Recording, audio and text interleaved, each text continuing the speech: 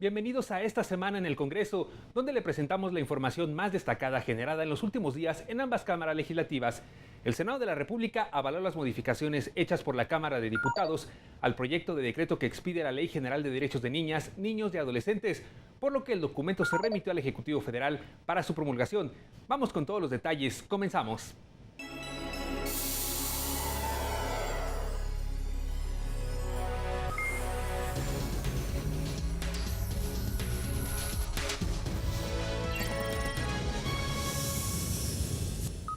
El Senado de la República analizó la minuta de la Cámara de Diputados, mediante la cual se modificaron 18 artículos del proyecto de decreto que expide la Ley General de los Derechos de Niñas, Niños y Adolescentes y se reforma la Ley General de Prestación de Servicios para la Atención, Cuidado y Desarrollo Integral Infantil.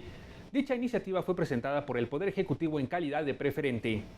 La fundamentación fue realizada por los presidentes de las 6 comisiones dictaminadoras, quienes se refirieron a la campaña en contra de la minuta, la cual giraba en torno a una supuesta permisión del aborto juvenil y la pederastia, al incluir el término de derechos sexuales y reproductivos, que finalmente se modificó por salud sexual y reproductiva.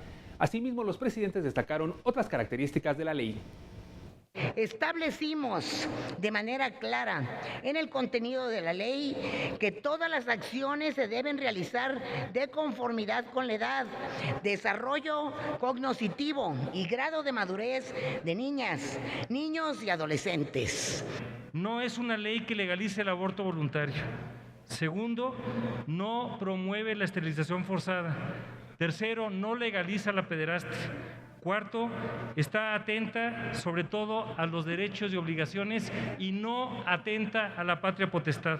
El Sistema Nacional de Protección de Derechos de Niñas, Niños y Adolescentes tendrá un secretariado técnico, una nueva figura. Hay que fortalecerla presupuestalmente. Y tienen que tenerlos claros estas personas que la pederastia, la violación, el estupro, la corrupción de menores, la pornografía y la prostitución infantil, al igual que las tratas de personas, están penados por la ley.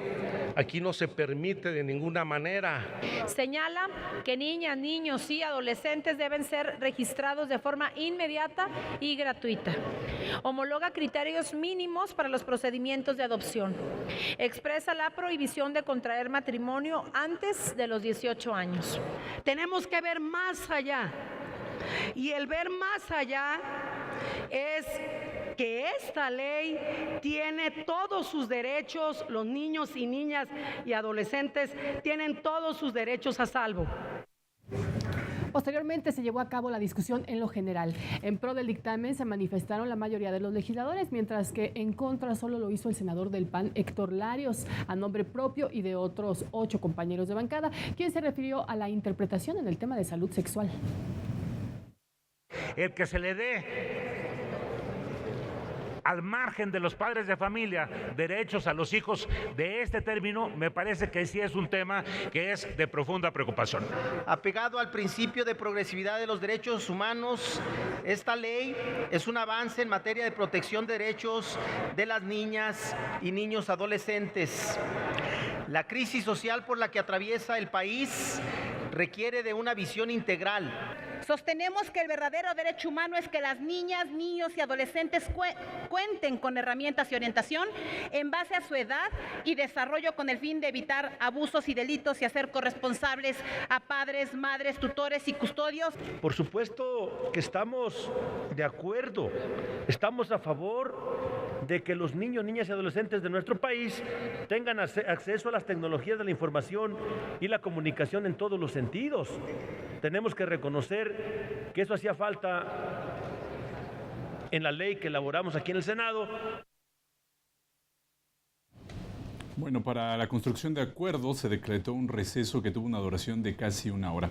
El presidente de la mesa directiva informó a los senadores de Acción Nacional, así como a legisladores del PRI, que presentaron documentos para que fueran anexados dentro del documento y para ser publicados en el Diario Oficial de la Federación. La Asamblea concedió la petición y al no presentarse ninguna reserva, la minuta se puso a votación nominal en lo general y en lo particular, siendo aprobada con 72 votos a favor, 6 en contra y 2 abstenciones. Está aprobado en lo general y en lo particular el decreto por el que se expide la Ley General de los Derechos de Niñas, Niños y Adolescentes y se reforman diversas disposiciones de la Ley General de Prestación de Servicios para la Atención, Cuidado y Desarrollo Integral Infantil. Se remite al Ejecutivo para los efectos del artículo 72 constitucional. Mientras tanto, esta semana en la Cámara de Diputados, la Comisión Especial de Seguimiento a las Investigaciones del caso Ayotzinapa presentó ante el Pleno un resumen de actividades. Posteriormente, en el apartado de Agenda Política, los grupos parlamentarios se pronunciaron sobre la desaparición de 43 estudiantes normalistas.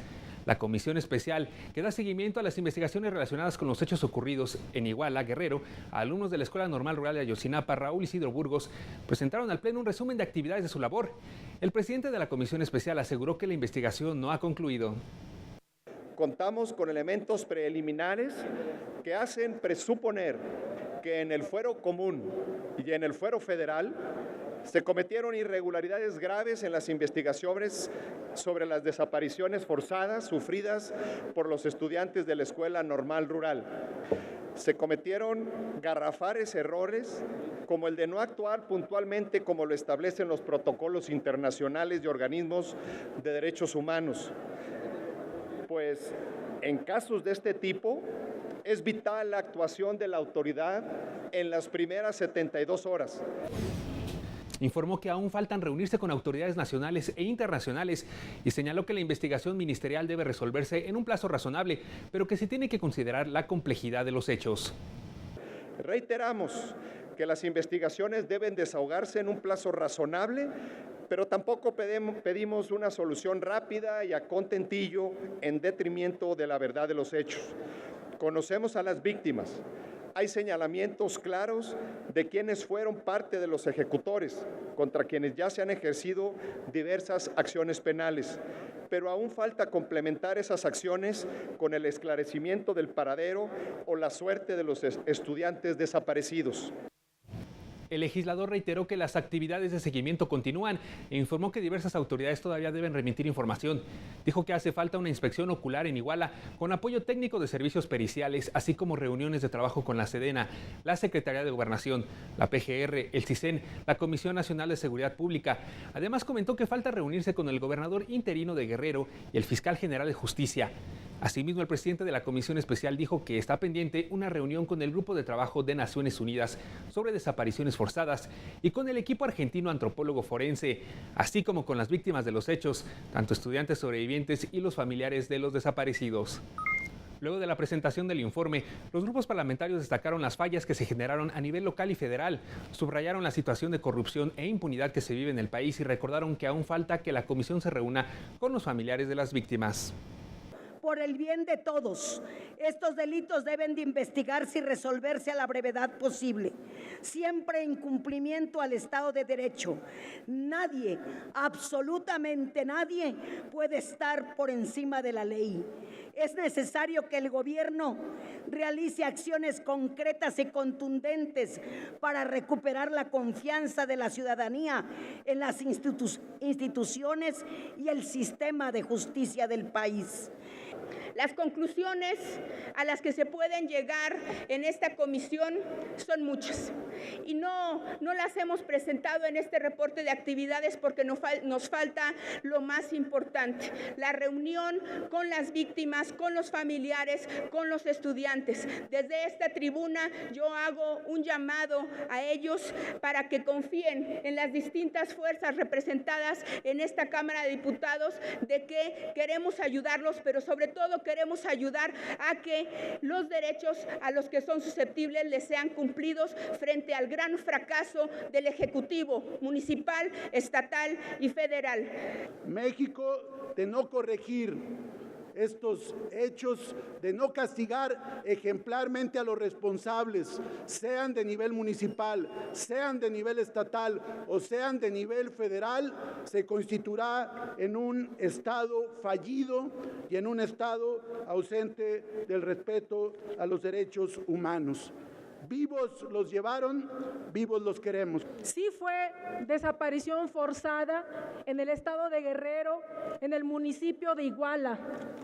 Y sí fue crimen de Estado ordenado por un presidente municipal. Y también se debe de reconocer que el día de hoy, y un reconocimiento al gobierno federal, y no solo por eso, sino por otras cosas que voy a mencionar aquí, la detención de este señor que seguramente aclarará muchas cosas de las que hoy tenemos pendientes. La de mayor importancia, descubrir qué ha pasado con los 43 desaparecidos. En particular, sobre la conducción en las investigaciones, resalta la clara improvisación, inconexión y sobre todo la ausencia de profesionalismo, capacidad técnica para recuperar la valiosa información en el terreno de los hechos. No obstante, contar con la calidad apropiada de los recursos humanos, así como la asistencia del personal profesional que ha tenido que venir a hacernos peritos extranjeros ante la incapacidad de los peritos que están trabajando en la PGR. En el grupo parlamentario del PAN exigimos redoblar los esfuerzos de todas las autoridades encargadas de las investigaciones para que los jóvenes puedan localizarse con vida y regresar a sus actividades cotidianas, pero al mismo tiempo exigimos que se les dé toda la atención médica y psicológica que requieran los heridos en esa noche aciaga y los familiares de los desaparecidos. Todo el peso del Estado para el castigo a los responsables. Reitero la prioridad de nuestro grupo parlamentario por sobre cualquier otra cuestión. Es que aparezcan, y así lo reitero, los 43 jóvenes normalistas, y seguiremos coadyuvando en este comité con las autoridades competentes de todos los niveles de gobierno para alcanzar ese objetivo.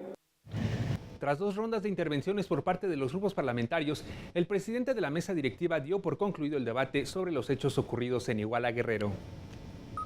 Esta semana la Cámara de Diputados aprobó reformar diversas disposiciones legales en materia de comercialización ilícita de combustibles. El dictamen establece diversas sanciones por los delitos en los que se haga uso ilícito de productos petroleros, de hidrocarburos y sus derivados. Establece sanciones a quien haga uso ilícito de los productos petroleros, de hidrocarburos y sus derivados. Cuando el responsable de dichos delitos es franquiciatario, asignatario, contratista, permisionario o distribuidor, además de las penas correspondientes, se le impondrá como sanción la suspensión de actividades, así como la disolución y liquidación de la sociedad. Al cometerse los delitos referidos, el Ministerio Público tendrá la facultad de asegurar el establecimiento mercantil o empresa prestadora del servicio e inmediatamente notificará al Servicio de Administración y Enajenación de Bienes con la finalidad de que estos pasen a su administración y continúe prestando el servicio. Calificar a dichos delitos como robos calificados como terrorismo cometido por delincuencia organizada, según corresponda, y precisar que en el aseguramiento de bienes susceptibles de decomiso a franquiciatarios, permisionarios o distribuidores deberá comprobarse su participación fehaciente en la comisión del hecho delictivo. Para fundamentar el dictamen a nombre de la Comisión de Justicia, el diputado Ricardo Fidel Pacheco Rodríguez habló desde tribuna.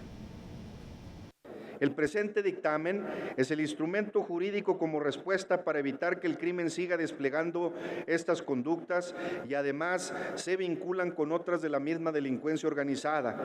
Los gasotraficantes son miembros de organizaciones delictivas que han encontrado financiamiento mediante la obtención ilícita de recursos a través de la sustracción, almacenamiento, distribución, suministro y comercialización ilícita de combustibles. También la Cámara de Diputados aprobó reformas a la ley del ISSSTE para establecer que los trabajadores podrán recibir créditos del Fondo de Vivienda hasta por 2 ocasiones. Que este cambio se apoya a las familias que conforme al desarrollo de su vida y en un entorno de movilidad, después de haber recibido un crédito para vivienda, puedan solicitar un segundo crédito que les permita cambiar el inmueble adquirido o uno que se encuentre en otra ciudad o zona urbana, o también puedan remodelar o ampliar la vivienda adquirida con el primer crédito. En el caso del otorgamiento del segundo crédito, se deberá cumplir con los mismos requisitos para el otorgamiento del primero, relativos a contar con más de 18 meses de depósitos constituidos a favor del trabajador en la subcuenta del Fondo de Vivienda, demostrar la liquidación del primer crédito y que fue de manera regular. En el Senado de la República, los grupos parlamentarios también debatieron sobre la propuesta del PAN para declarar la desaparición de poderes en el estado de Guerrero, misma que fue declarada como improcedente. Asimismo, se presentaron posicionamientos sobre las resoluciones de la Suprema Corte de Justicia respecto a las solicitudes de consultas. El Pleno del Senado avaló un dictamen por el que declaró la improcedencia de la solicitud de desaparición de poderes en el estado de Guerrero, propuesta que surgió a raíz de la muerte y desaparición de estudiantes normalistas en el municipio de Iguala, en aquella entidad federativa. Que ante lo delicado de la situación que tanto ha lastimado a la sociedad, debemos evitar a toda costa la politización de las actuaciones y apegarnos irrestrictamente al orden jurídico para no debilitar las bases de la Federación del México Independiente. Pero no porque creamos que el tema de Guerrero es un tema que se soluciona con la renuncia de Aguirre.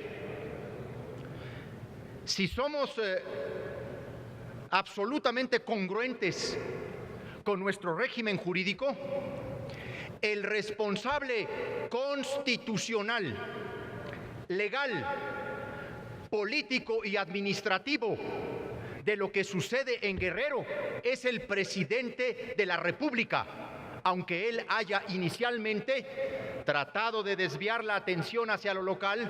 Ayotzinapa es la violación permanente a los derechos humanos, es la consecuencia trágica de la inexistencia de un Estado de Derecho, de la corrupción, de la impunidad, de la injusticia, de políticas económicas erráticas, de reformas estructurales que son balas contra los trabajadores y contra los pobres.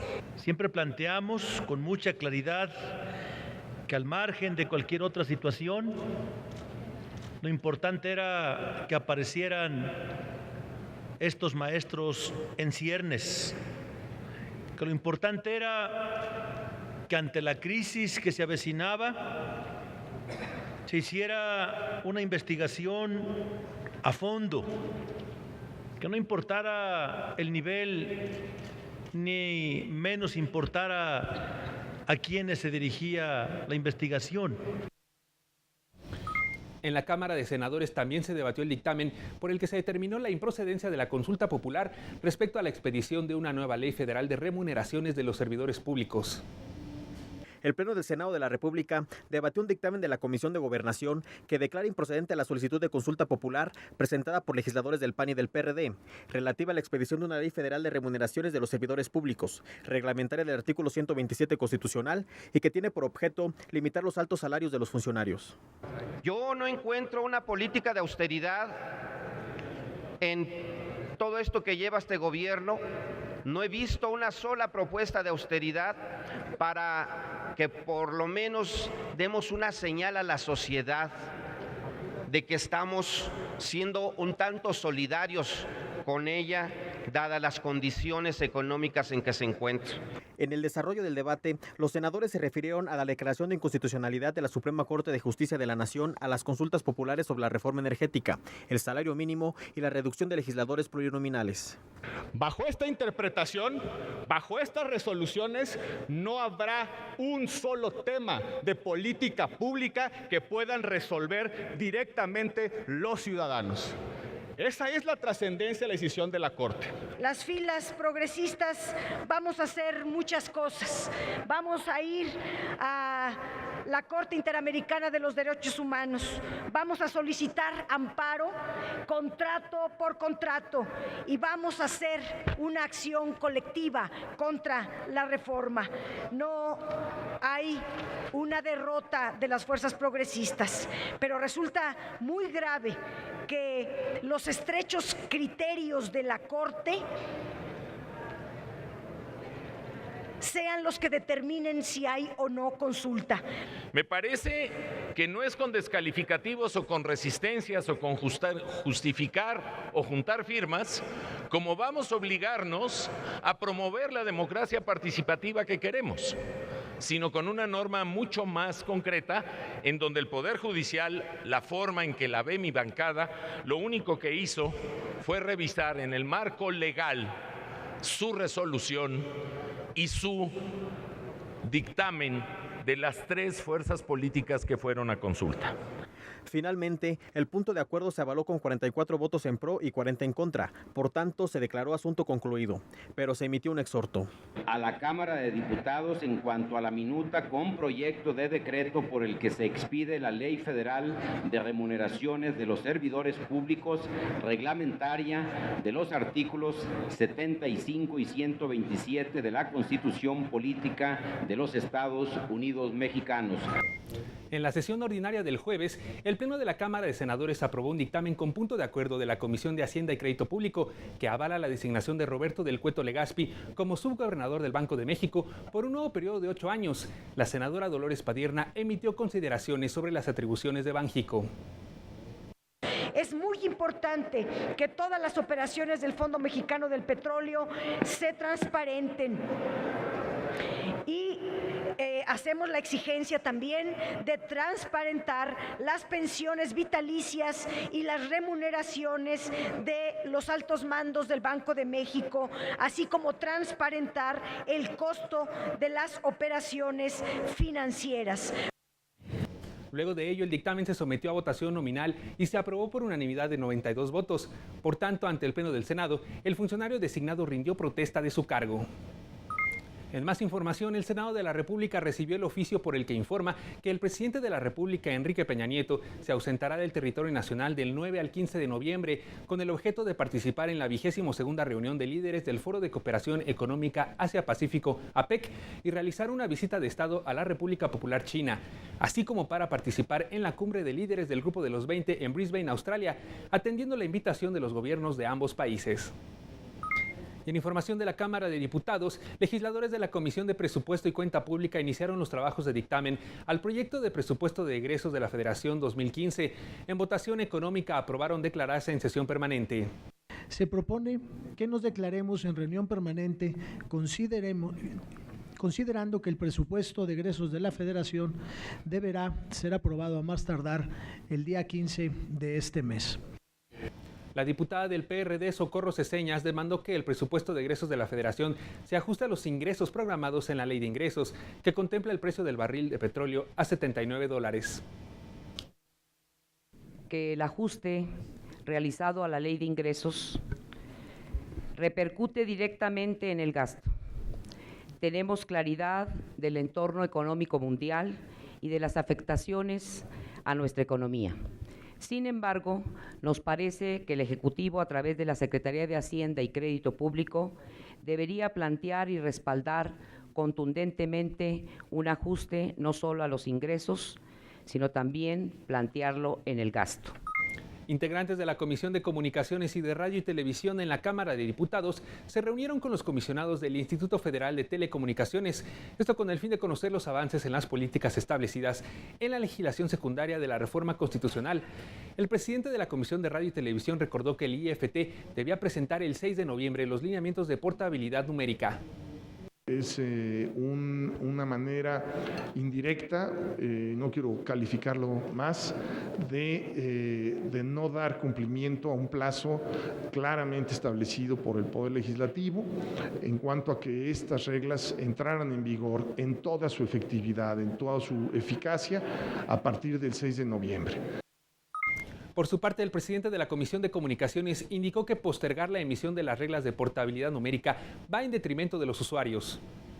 Que quizás técnicamente podrán ser difíciles de cumplir, pero que sí violentan al menos la intención de los legisladores, que era que los usuarios tuviesen los beneficios a la brevedad posible. Los plazos siguientes, conforme a los transitorios que tenemos, la realidad es de que el que sigue es el del 6 de noviembre y tendremos que tener una determinación muy clara sobre qué consisten en esas reglas administrativas. En su exposición inicial, el comisionado presidente del Instituto Federal de Telecomunicaciones informó que en estos primeros meses se determinó la existencia de agentes económicos preponderantes, tanto en telecomunicaciones como en radiodifusión. Se impusieron medidas asimétricas y se emitió la convocatoria para licitar 2 nuevas cadenas de televisión abierta con cobertura nacional. Sobre la portabilidad numérica, el comisionado presidente mencionó lo siguiente. Se prevé, como ya se señalaba atinadamente, la emisión de las reglas relacionadas con portabilidad numérica este año. En la próxima semana vence un plazo más, la obligación de expedir lineamientos para colaboración con la justicia. El 1 de enero del próximo año, la obligación impuesta por ley de eliminar la facturación de los cargos de larga distancia. El funcionario informó que se hicieron adecuaciones al estatuto orgánico para dar cumplimiento a lo establecido en la ley secundaria y precisó que entre los pendientes del IFT está la instalación del Consejo Consultivo y los puntos de interconexión de agentes económicos preponderantes. El próximo año también debemos instalar el Consejo Consultivo. Debemos emitir a más tardar el 9 de febrero del próximo año un plan para la reorganización del espectro radioeléctrico. Debemos definir a más tardar en febrero del próximo año los puntos de interconexión del agente económico preponderante. Con la finalidad de analizar las acciones que se realizan desde el ámbito parlamentario, el académico y civil en materia mercantil para fortalecer la Alianza del Pacífico, el Centro de Estudios Internacionales Gilberto Bosques del Senado convocó a un foro. El Centro de Estudios Internacionales Gilberto Bosques del Senado de la República y la Fundación Friedrich Ebert organizaron el foro La Alianza del Pacífico, el futuro de la integración latinoamericana, con la finalidad de marcar una pauta comercial con países latinoamericanos. Chile, Colombia, Perú, que aquí se encuentra con nosotros su embajador, y México, compartimos la convicción que la Alianza del Pacífico es la ruta que permitirá multiplicar las oportunidades de crecimiento, elevar la calidad de vida de nuestras poblaciones y ser el detonante y la palanca de desarrollo que permita consolidar la integración latinoamericana. México tiene una red de 10 tratados de libre comercio con 45 países, 30 acuerdos para la promoción y protección recíproca a las inversiones y 9 acuerdos de comercio que le otorgan acceso preferencial a un mercado de 1.143 millones de personas. A pesar de ello, el 78% de nuestras exportaciones siguen teniendo como destino a los Estados Unidos. Y la balanza comercial, de acuerdo con datos de Forbes, se mantiene en números rojos desde 1998. El presidente del Senado, Miguel Barbosa Huerta, recordó que los países de Sudamérica y Centroamérica se encuentran bajo el poder de los países con desarrollo económico. Hoy tenemos un destino como pueblos, sin duda que sí, pero un destino afectada por el control económico del mundo. El imperialismo del mundo controla el destino de los pueblos. Ya no es época del colonialismo, pero sí del control económico desde las grandes potencias económicas. Y en el Senado de la República se llevó a cabo el Foro Parlamentario Iberoamericano-Mexicano. Dentro de estas mesas estuvo el denominado Innovación para Crecer, estrategias y mejores prácticas para el desarrollo de una economía del conocimiento. Esto fue lo que se dijo. En la vieja casona de Jicotencatl, sede histórica del Senado de la República, se inauguró el 10º Foro Parlamentario Iberoamericano-Mexicano, el cual tiene por objeto el intercambio de experiencias legislativas para afrontar los retos que se comparten en los países de habla hispana, en las materias de educación, cultura e innovación. Nuestros países tienen el reto de promover la educación universal y de calidad para sus niñas, niños, adolescentes y jóvenes, con un claro enfoque de igualdad entre las mujeres y los hombres que favorezcan la paridad y el pleno ejercicio de la ciudadanía en igualdad de condiciones. Rebeca Greenspan, secretaria general iberoamericana, indicó que existen responsabilidades ineludibles que requieren coordinación a nivel regional y global, por lo que es necesario un mayor equilibrio entre poderes, de representación e instituciones capaces de responder a las necesidades del siglo XXI. Como parlamentarios, ustedes juegan un papel clave. Ustedes dan forma a la misma democracia, redactan y formulan las leyes, asignan los presupuestos y marcan los parámetros fiscales, los marcos básicos para extender los beneficios del crecimiento a las comunidades y personas menos favorecidas, para combatir la discriminación y la desigualdad. Este evento es preparatorio de la Cumbre Iberoamericana de Jefes de Estado y de Gobierno que se realizará el 8 y 9 de diciembre de este año en el puerto de Veracruz. La representante de la Secretaría de Relaciones Exteriores habló de los asuntos que se abordarán en este evento. Es tiempo de rescatar este foro, de revitalizarlo y de hacerlo una herramienta para el diálogo y cooperación más eficiente, enfocado en esta ocasión en 3 materias específicas: educación, cultura e innovación. Sobre la defensa y promoción de los derechos humanos en Iberoamérica y en particular en México, al inaugurar el Foro Parlamentario de Iberoamérica, el presidente de la Cámara Alta se refirió al homicidio y desaparición de 43 estudiantes normalistas en Iguala, Guerrero. Dijo que las instituciones del país están a prueba para dar una respuesta eficaz a esta situación. Y esperan encontrar de nosotros, los parlamentarios de México, una posición clara, una posición aliada de la verdad, aliada de las investigaciones, aliada de las víctimas, aliada de la hermandad sobre la promoción y sobre la defensa de los derechos humanos. En los trabajos de este foro participarán más de 100 legisladores de 22 países. Otra de las mesas de trabajo se denominó Hacia un espacio cultural iberoamericano, el fortalecimiento de las industrias culturales y creativas. Y sin duda alguna que la única posibilidad, al menos desde mi perspectiva, de entender un fortalecimiento de la industria cultural es, sin ninguna duda, a partir de esta mezcla público-privada, ¿no? Es imposible pensar en solo desarrollar industria cultural con el Estado. Es posible, sí, pero yo creo que va a quedar a medias. Me parece que debemos de tener en cuenta que la economía creativa debe estar muy vinculada a lo que implica tanto la cultura como el derecho. Del mismo modo, debemos de poner en el centro esta incorporación de la creatividad como un componente de la producción cultural. Y en ese sentido, tener claro cuáles van a ser los contenidos artísticos, los contenidos culturales o los contenidos patrimoniales que se tienen al respecto. La igualdad de oportunidades y la equidad de género como prerequisito para el desarrollo incluyente y la cohesión social fue el tema de otra de las mesas de trabajo. La prestación universal de los servicios sociales básicos puede aumentar las competencias sociales y reducir la vulnerabilidad estructural. Y una de las claves está en la educación pública universal, que es la que puede reducir mejor las brechas en la educación de los niños de hogares ricos y pobres. La educación es el instrumento básico para conseguir unas sociedades más justas, democráticas y igualitarias. Porque es importante impulsar y fomentar la igualdad de género. Miren ustedes, invertir en las mujeres no es solo una cuestión de equidad, sino de eficiencia. El Banco Mundial señala que una mayor igualdad de género no solo hace más representativas a las instituciones, sino que permite aumentar la productividad y mejorar los resultados en materia de desarrollo. Una cruzada iberoamericana por la claridad en la educación fue otro de los asuntos analizados en las mesas. Entonces, como educadores, como maestros y como padres de familia, tenemos la responsabilidad de exigirle al gobierno mayor presupuesto para la educación. Y que los recursos del Estado se empleen en mejorar la calidad de la educación.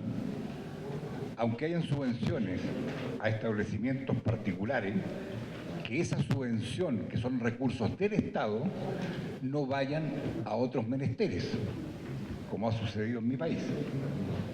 Que los recursos, que son de todos los habitantes de un país, vayan a mejorar la calidad de la educación. Invitamos a nuestra audiencia a participar en el cuarto concurso de ensayo que convoca el canal del Congreso con el tema Medios Públicos para el Fortalecimiento de la Democracia. La convocatoria, que estará abierta hasta el 19 de enero del 2015, consta de 2 categorías, para personas menores de 24 años y mayores de 24 años. Los premios para cada una de las categorías son de 38,500 pesos para el primer lugar y 33,000 y 22,000 pesos para el segundo y tercero respectivamente. Por último, recordarle que usted puede encontrar más información en nuestro sitio web www.canaldelcongreso.gov.mx. Lo invito asimismo a visitarnos en nuestras redes sociales. Estamos en Facebook, en Twitter y en YouTube. Hasta la próxima.